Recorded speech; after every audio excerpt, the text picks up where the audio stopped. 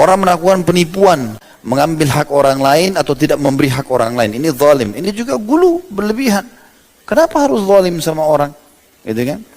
Ini tentu ada bahasan, semua sudah kita jelaskan ini, tapi saya kasih garis besarnya. Begitu juga dengan mencuri, mengambil hak orang lain.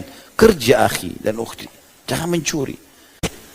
Oh, dalam antum buka surah Fatir surah 35 ayat 43 itu menjelaskan orang yang mengatur tipu daya, menipu, dia akan kembali pada dia sendiri.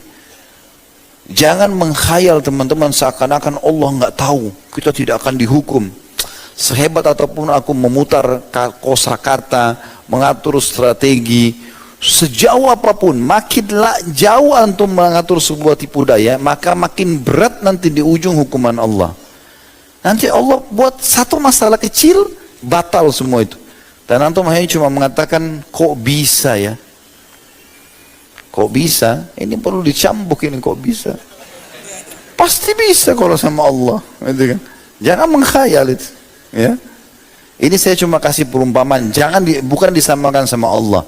Tapi Allah SWT itu dikatakan, Innallaha kana alaikum raqiba. Allah selalu mengawasi kalian.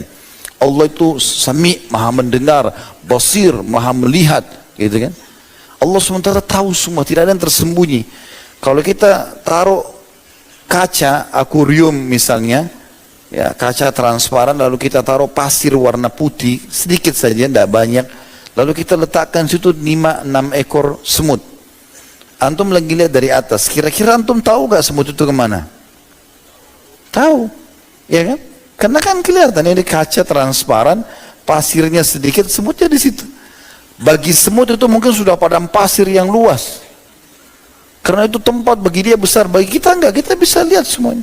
Kita aja bisa buat itu pada semut. Bagaimana Allah SWT yang maha melihat? Allah lihat semua hamba-hambanya. Mau kemana? Dan kalau sudah mengatur tipu daya, Allah bilang innahum yakiduna kaida wa akidu kaida. Mereka mau mengatur tipu daya, aku juga mengatur tipu daya. Jangan main-main ini, ya. Kemudian kesaksian palsu dalam muamalah.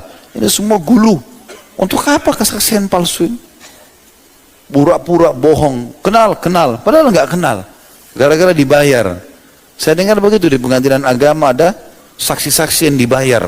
Ini terlalu berani nih. Sampai Nabi Muhammad SAW dalam hadis Bukhari mengatakan hati-hati induk dosa besar yang membinasakan. Lalu beliau sambil itika itu meletakkan siku di tanah, kaki Nabi melonjor, gitu kan.